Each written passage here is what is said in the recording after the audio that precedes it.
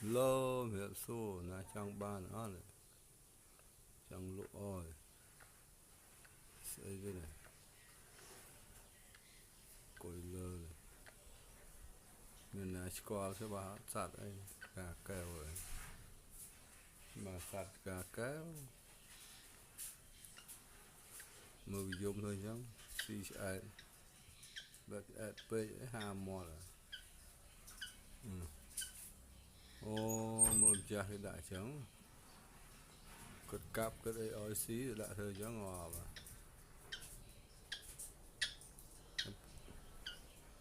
nó có cha cái chiều là trong bàn buồn nó chiều lại cho mấy cùng cáp oi xí cáp đã cáp oi xí thẩm thấu có cùng thơ chứ